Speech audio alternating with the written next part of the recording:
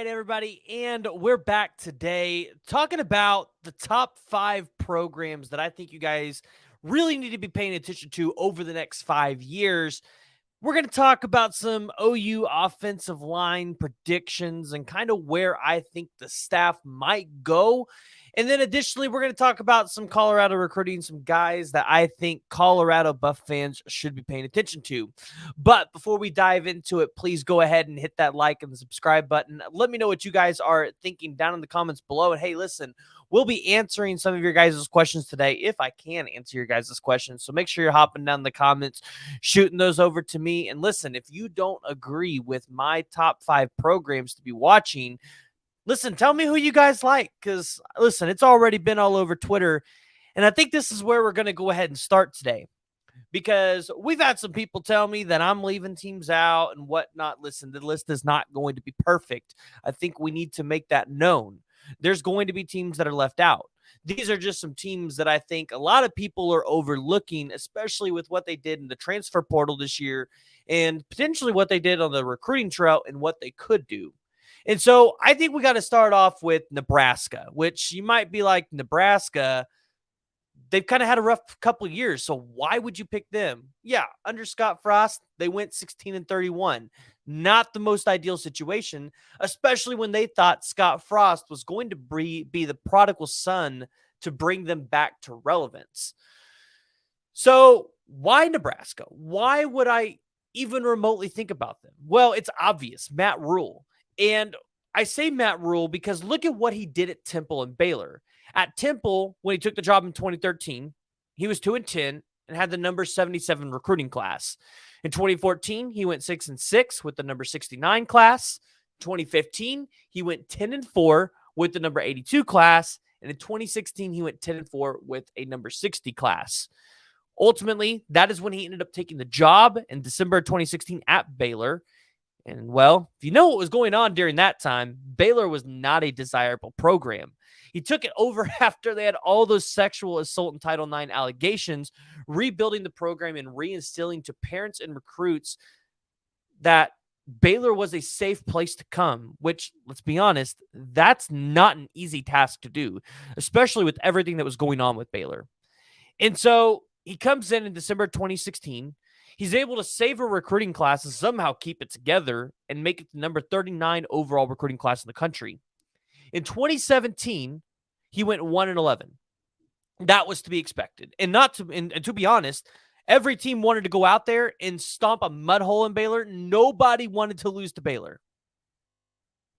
And then you look at what he did in 2018, turning the program around, making them bowl eligible at 7-6. Won their bowl game, 48-35 over Vanderbilt. Hey, we might have something here in this program.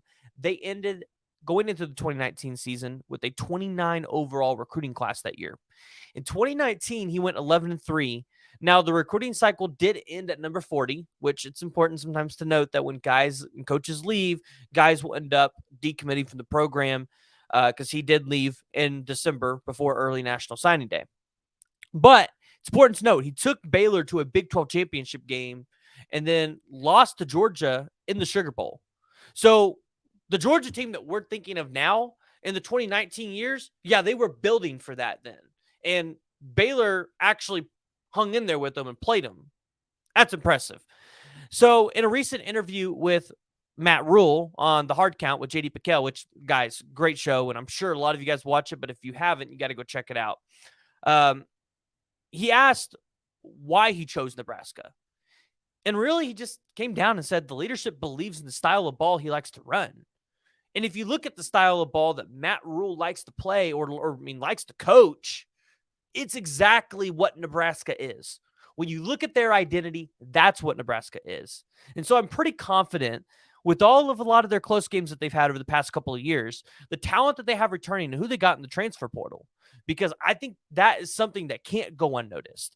They got listen, they went to Georgia and took their guys. They got a former 5-star tight end. They got a former 4-star edge rusher in MJ Sherman.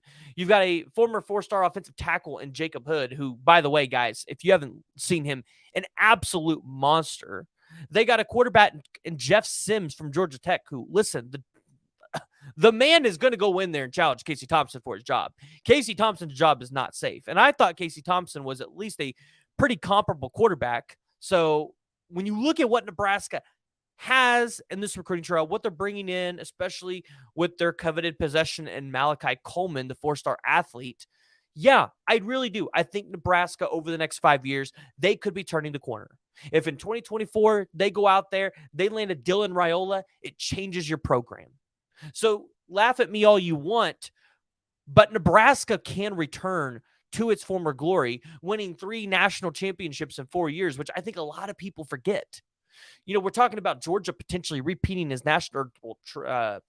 winning their 3rd straight national championship in a row. I said it's more likely that Georgia pulls off a Nebraska from the 90s where they don't win it this year, but they win it next year, right? Win it 3 out of the 4 years because it's hard to three-peat. And I think Georgia's there. I think it's possible, but again, it's hard. But Nebraska, listen, I really believe Matt Rule's going to turn this program around. Shifting gears, though, and talking about another program in the Big Ten that, again, I'm just not hearing a lot of people talk about. But my God, the moves that they made in the transfer portal, how can you not be excited about it? And it's the Wisconsin Badgers with the new head coach, Luke Fickell. My goodness. Guys, they went out and took a haul in the transfer portal at the quarterback position. First off, they got the former 4-star quarterback from Oklahoma in Nick Evers, who, yeah, he can be special, right? He can be special under the right system. Then you got Tanner Mordecai, who I feel like this guy's been in the league for a while. Another former Oklahoma quarterback, ended up transferring to SMU, had a great year. I was kind of wondering why he transferred out of SMU. But he's got immediate eligibility with 2 years left. So they got Tanner Mordecai. This quarterback room looks really good. You're seeing a Wisconsin team that has traditionally been really good at defense and is going to pound the ball on the running game, go in there and say, yeah, we're going to change it up a little bit. We want to be competitive. We see what Ohio State's doing. And Michigan, to some extent this year, was able to throw the ball. We need to be able to do that if we want to be successful, which I'm here for it because I'm here for a more competitive Big Ten. And I think the Wisconsin Badgers, they're definitely going to be making it a little bit more competitive because when you look at what they did just up and down the roster, I mean, they got Quincy Burrows, a wide receiver from Cincinnati, CJ Williams, another 4-star wide receiver from USC, a guy that was actually wanted by a lot of programs, Bryson Green, the talented wide receiver from OSU. They got offensive linemen from across the board. Again, more defensive linemen, wide receivers, tight ends.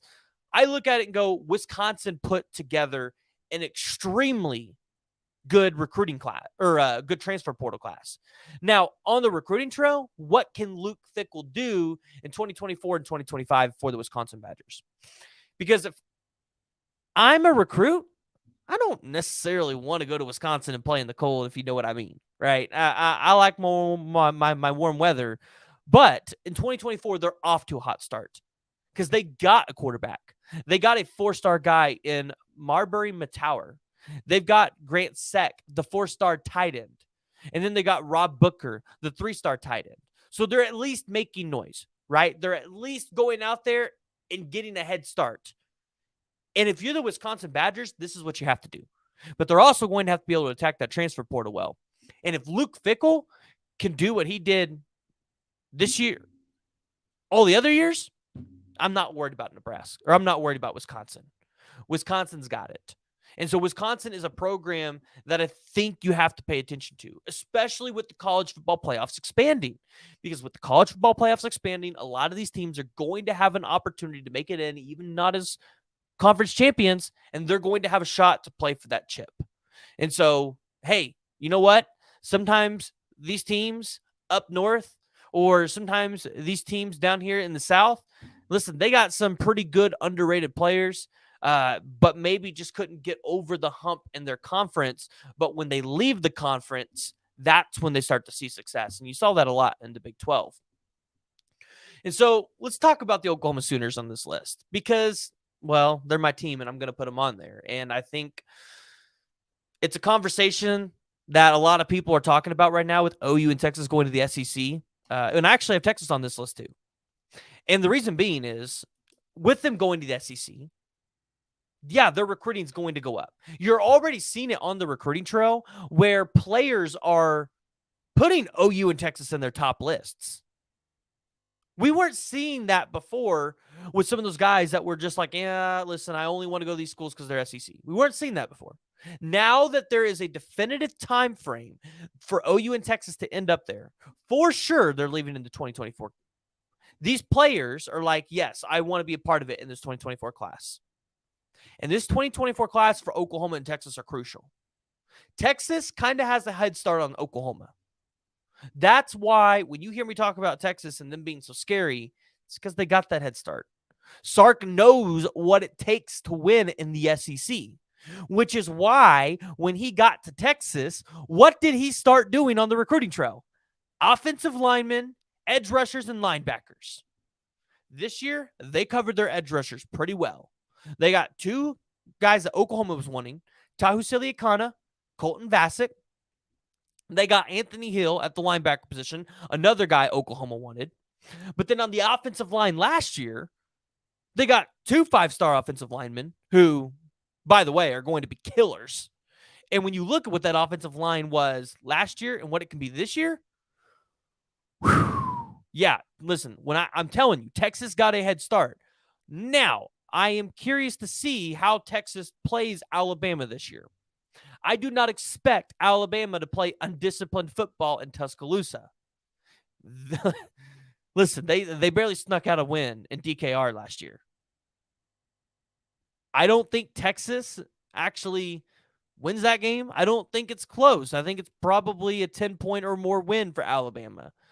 But I am curious to see how Alabama matches up with Alabama, or how Texas matches up with Alabama in the trenches this year. Because that'll tell me a lot on how ready they are to go into the SEC in 2024. Oklahoma, hey, we're not going to really get to see a test for Oklahoma unless they make it out of the Big 12. Because when you look at their schedule this year, outside of Texas, it's a cupcake schedule. It's a walk. Oklahoma should win 10 or 11 games on this schedule this year. And that's not us trying to be optimistic with you guys. That is being real. When you look at this schedule, I mean, 9 wins should be the floor. 9 wins should be the floor. Because, okay, I'll give it to you. TCU, who made the national championship, we don't know what they're going to be, but they did reload. But Oklahoma, they shouldn't struggle. They shouldn't. In reality. Their home schedule's, favorable. You have to go to Tulsa for one of your away games. That's pretty much a home game, which, by the way, that's got huge recruiting impacts all in of itself, but we can talk about that another day. Oklahoma and Texas coming into the SEC, they're going to shake up college football. And they're two teams you have to watch because Texas, they've got the money. And by the way, Texas has an incredible NIL program. I just want you guys to know that. Like, I try to get on there and pay these players to come on for interviews. Texas might have one of the easiest exchanges to do it. And I'm not a Texas fan, so I'm being brutally honest here. It seems like the Texas NIL collectives are getting it together. The question is, can the boosters stay out of it? Can they stay out of it, out of the coaching side, and let Sark do what he needs to do to get that team prepared for the SEC? And that's why you got to watch out for Texas. Why you have to watch out for Oklahoma is they're one of the winningest programs of all time. They don't have very many down seasons, especially in a row. Outside of the 90s, yeah, it's Oklahoma. And when players know what the brand Oklahoma is, that brand is going to sell itself. And now that we're in the SEC, the conference that all of the guys want to go play in, yeah, Oklahoma's there. They've been there. They've been a giant in college football. They're not a team like LSU, who I had a guy argue with me in the Twitter mentions the other day why I'm not putting LSU as a team you got to watch over the next 5 years. Because LSU's never been a giant. LSU's won national championships. LSU has, vied for SEC championships. They haven't been a giant, though. They haven't been at the top multiple years in a row. Oklahoma has. And yeah, Oklahoma hasn't been to that national championship in a while, but they have been to 4 playoffs since the playoffs have started. They can get there. They just haven't been able to get over the hump.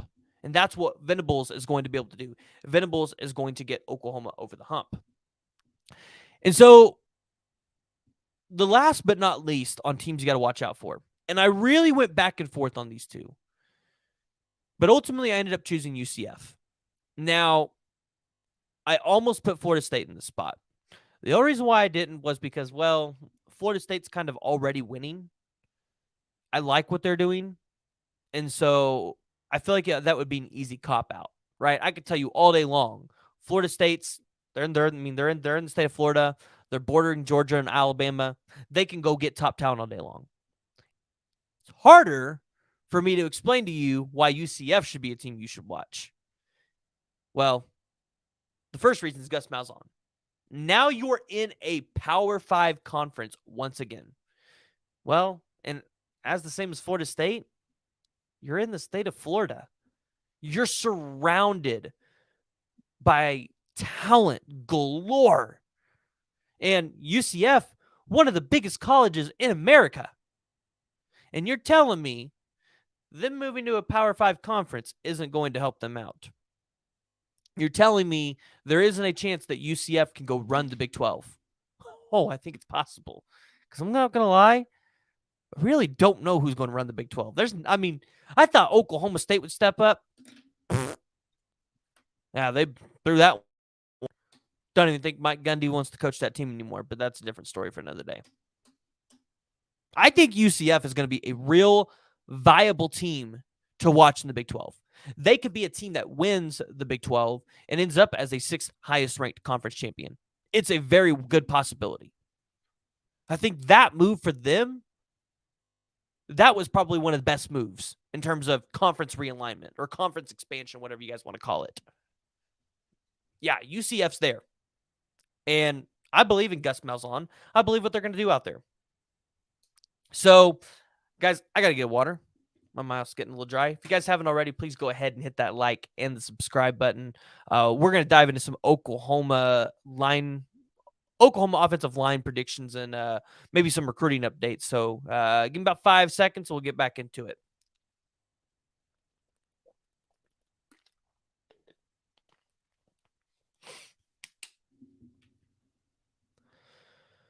Okay, so let's talk some OU offensive line predictions and maybe even let's just talk a little bit about what that looks like on the recruiting trail for Oklahoma. So going to the SEC, which we talked about quite a bit today, you know the importance of having big dudes on the offensive line that are athletic, they're strong enough to block, the best but athletic and fast defensive linemen that a lot of the SEC teams have and are producing. And it's not just good enough to have 5 or 6 anymore, right? It's not just good enough to have 5 or 6 really good offensive linemen that you can trust, that you'll put in and out. That's not going to work in the SEC. It's just not. You've got to have depth. So when you say you have to build in the trenches, which is something we've talked about for Oklahoma, something that we've talked about for Colorado, when you talk about building in the trenches, you have to get big, strong, elite. They have to be elite with their hands and their feet, by the way.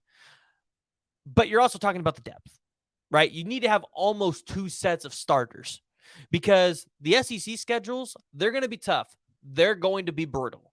And I don't expect them to be kind to Oklahoma the first 2 years, or Texas for that matter. They're not going to be kind to us. And so, again, like we talked about earlier, when I look at Texas and the focus that Sark really put on the offensive line, and you hear me and others rave about that hire of Kyle Flood, which might have been the best hire for Texas during the Sark era so far, and how well they've recruited that position, there's a reason why. Because Sark knows what it takes to have a successful offense in the SEC. Because Sark was a part of those Alabama teams that were in contention to win championships. Now, yes, Jeff Lebby was at Ole Miss. Maybe Jeff Lebby has an idea. I hope he does. Now, I don't know if he was at Ole Miss long enough to really have a grasp on exactly what he needs to go out there and win a championship in the SEC, I feel like he has a pretty good idea. And so let's take a couple look at the predictions that I have for the offensive line for Jeff Lebby and Bill Bedenbaugh. And I think the first one that I have to start out with is a guy that we've had here on the podcast and a guy that we've talked about many times, and that's Casey Poe. So you're hearing a lot about this kid and how it might be an Oklahoma versus Alabama battle. But in my opinion, I think you got to kind of throw TCU in there. Listen, TCU being from the Fort Worth area, TCU is going to be in contention for a lot of those kids that maybe Oklahoma was kind of easily winning around in these areas in Texas. Now, Casey Poe, he's taken 3 visits to Oklahoma. He has a really good relationship with the staff, which is why you would kind of pick him to come here. So I don't know what that timeline looks like. I've talked to Casey Poe, haven't really dove a whole lot into it yet, but I would expect by summertime, you see Casey Poe as a Sooner. I think that's realistic. Another guy that I actually just did an interview with earlier is Willie Goodacre. You might be asking me, who the hell is that? Well, Willie Goodacre, currently in the 247 composite, not ranked. But according to On3, they have him as a 3-star. He's a 6'5", 300-pound offensive lineman out of the Denton-Geyer area. He's strong. He's able to move defenders out of the way. He's able to flatten them like a pancake. Something that I learned today talking to Willie Goodacre. He only started playing the offensive line in his sophomore year. So what does that mean? The kid's got potential. And the kid's athletic. He's played basketball. So we know the kid can play multiple sports. And if you put on just a little more weight and he gets in the right system and can get developed, that could be one of those diamonds in the rough in this class. It's a name I think you should keep an eye out on. Might not be an Oklahoma pick right away. Might go somewhere else. You never know. Doesn't even have an offer from Oklahoma yet. But he played with Jackson Arnold. And one thing that we know is Jackson Arnold, he wants to get these guys from the Denton-Geyer area on his team. He likes to play with them. So keep an eye out on Willie Goodacre. He doesn't have an offer yet from Oklahoma, but I'd keep an eye on it. It might be coming soon. Next up is you got Liam Andrews. So he's taken 2 visits to Oklahoma, and although he has elite offers from all over the country, I like the relationship that he has with Bedenbaugh, and we all know the track record for taking offensive linemen all over the country and putting them in the league, right? It's what Bedenbaugh's good at. Bedenbaugh might not be the most elite recruiter, and I say that because he might not be going out there and landing the 5-star offensive linemen like Texas, the flashy guys. But he's finding the diamonds in the rough and he's putting them into the league. And I think that's important. And so, as I talked about earlier, Sooners going to the SEC, I think it helps out in this recruitment. And I think the Oklahoma Sooners end up landing Liam Andrews. Additionally, we have Andrew Sprague. Again, gaining a lot of interest from some of the top teams in the country. Being from Kansas City, Missouri, you would expect the Sooners are going to try to jump out to a commitment here. They want to recruit this area well. They want to recruit a lot of the surrounding states. They don't just want to focus on Oklahoma and Texas. This is something that Brent Venables and the staff have very well made it known. Something that the last staff didn't do well. So keep your eye on that guy. Another person named Caden Macy. Keep your eye out for him. Those are all people that I think you could pick for the Oklahoma Sooners. And listen, it's going to have to be a bigger class. It's going to have to. Because, again, you've got to create depth. You've got to create that competition. But who are some guys that maybe we didn't talk about Oklahoma, I think, landing that you should keep an eye out for? Well, you could look out for Max Anderson because he visited Oklahoma on Junior Day. OU's in his top 12. He's been to OU like 10 or more times because his older brother, Nate Anderson, actually plays here. So I don't know if you knew that. But you would expect Oklahoma's the leader here. But why hasn't the commitment happened yet? I know it's February. I'm just saying I'm not 100% sold he's going to pick Oklahoma, but I think it's something you guys should keep your eye on. I could be wrong. Just keep your eye on it. Grant Bricks. This is another one that I think a lot of people are really starting to like. I think the Oklahoma Sooners and Bill Bedenbaugh really want to get him, but being from the Iowa area and being closer to some of those other elite programs like Ohio State, Penn State, Iowa, even Nebraska, I think is in on this commitment. I think this could be a tough battle for the Sooners. I don't think this is one that they're just going to be able to walk in there like they could some of these Kansas guys and just be able to go in there and land them. So Grant Bricks is one to watch. I know some people are high on him to land with the Sooners. I'm just not there yet. Not there yet. Daniel Cruz. This is another one that I think a lot of Sooner fans want to get. I've seen you guys tweet out about him. Coming out of Richmond, Texas, he has a lot of elite offers like Alabama, Michigan, LSU, Texas, and more. Again, this is another scenario where the SEC is probably going to help you because, well, look at all the SEC teams that he's potentially looking at. But it's going to be a tough battle, right? Kids from Texas. Texas Longhorns have offered him. Texas is going to the SEC. Do I need to keep going on why Texas has a reason to get the kid? Now, here's another guy that you guys probably haven't heard of, and it's Weston Davis. And I actually sent this to Jay over at Unspare Sports the other day. I was like, yo, keep an eye on this guy. So right now, in the 247 composite, he's not ranked. But wait till you hear this. 6'4", 285 pounds. Kind of getting some looks from other programs. Alabama, LSU, Texas A&M, just to name a few. And listen, I haven't talked to him yet. I've reached out, and I plan to talk to him. But, yeah, I think this recruitment could be big because I think this is going to be a guy that I think is overlooked by a lot of programs. And, yeah, I know the bigger dogs maybe aren't overlooking him yet. I think he's going to be a guy that's overlooked by some guys. Or they'll fall off on his recruiting a little bit. And I think Weston Davis could ultimately, he could be a multiple-year Power 5 starter. Additionally, you got Harrison Utley out of Norman North. Doesn't currently hold an offer, but you could see the staff taking him. So that's another one just to keep an eye on. And there you have it, right? That's kind of what I'm thinking on the 2024 offensive line class. Maybe there's some guys in there that we talked about that you guys haven't really heard of. And as I said, this is a year where you've got to take a bigger offensive line class if you're Oklahoma. You have to go in there. You have to build depth. You have to build competition in this room. And, yeah, jump down in the comments, guys. Let me know what your predictions are for the Oklahoma Sooners on the 2024 offensive line class. Okay, let's see what you guys are saying down here in the comments. I saw them earlier, but my ADHD brain can't read these comments, while I'm talking about these other things. Otherwise, my brain will drift off. So let's see here. Guy, I hope I say your name right. Guyan. Texas and Oklahoma will for sure be teams to watch, seeing how they recruit and go into the SEC. Yep, 100% agree with you. I think the SEC is going to help their moves a lot. Jonte Lee, they recruiting athletes that play multiple positions. This is true. Oklahoma is looking for athletes. They're actually looking for guys that maybe even play multiple sports. They're not wanting to just take single athlete guys. So they're looking for track athletes, guys that play, especially on the wide receiver, guys that play basketball, guys that can get up there and have high verticals.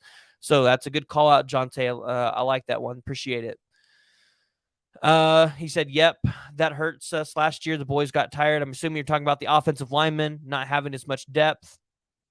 And you said, yeah, Nate was the highest ranked offensive lineman for the Sooners in that class. Yes, Jimmy.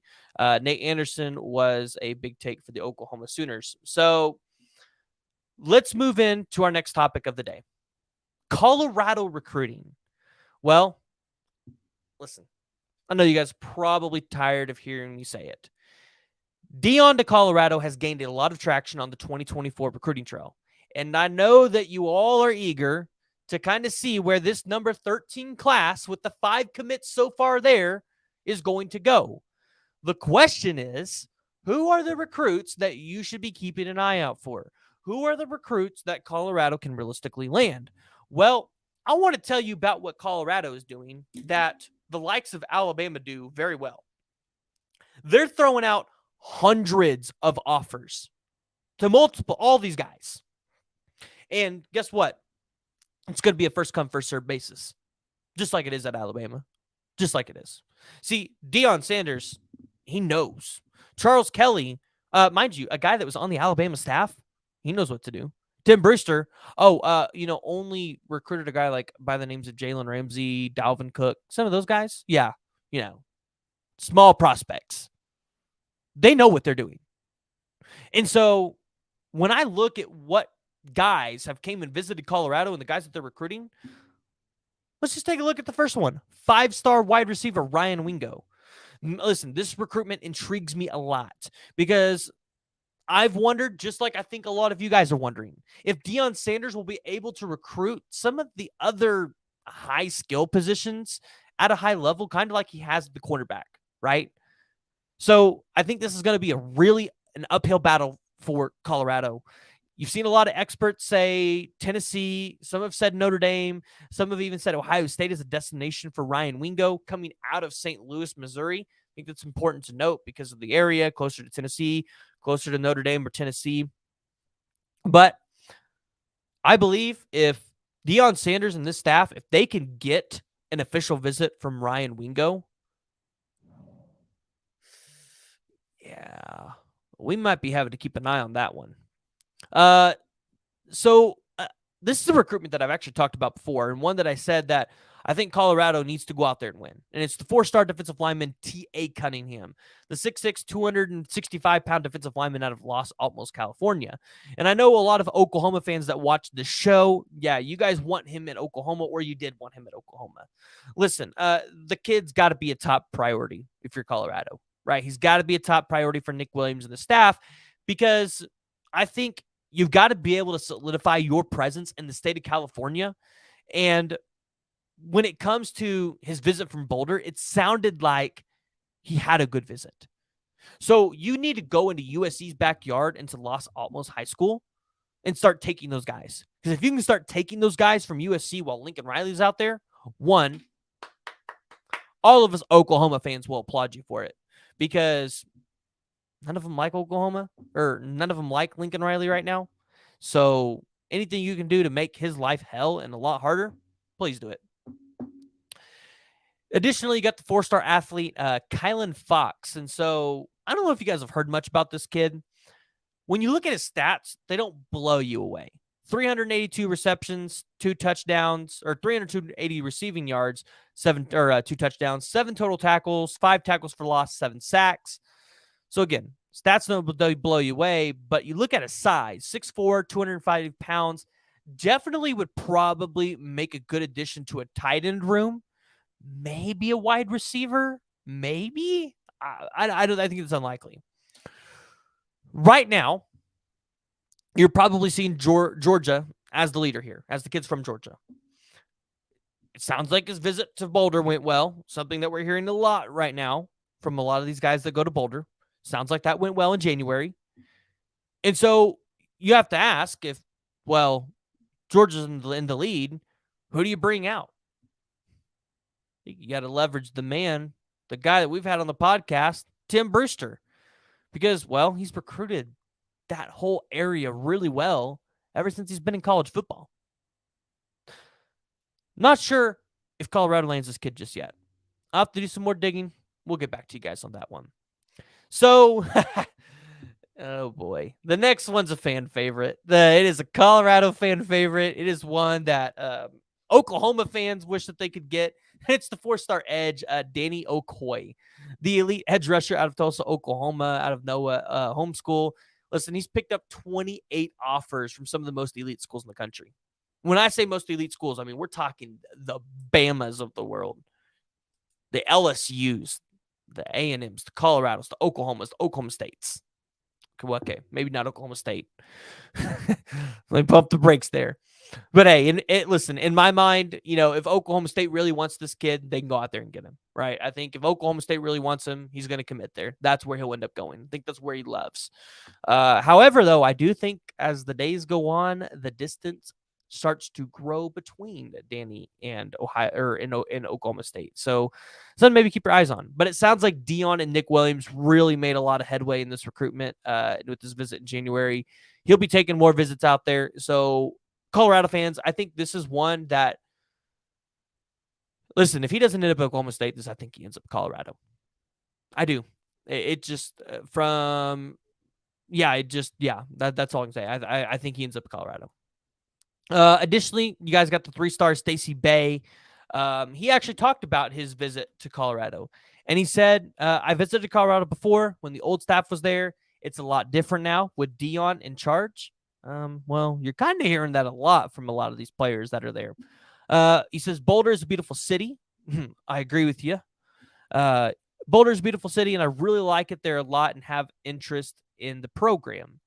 It's important to note that he was previously offered by the last staff, but it sounds like Deion Sanders has reaffirmed faith into this kid that Colorado might be the right option. I think this is a kid that ends up committing there. Yeah, I get it. It's a 3-star, but guys, listen, these 3 and low 4-star kids, these are the guys that help you build your program, right? These are the guys that help you battle in the trenches, and you're playing in the Pac-12. It's not like you got to have 10, 5 or 10, 15 5-stars on your team to go out there and compete for a Pac-12 championship. Look at Utah.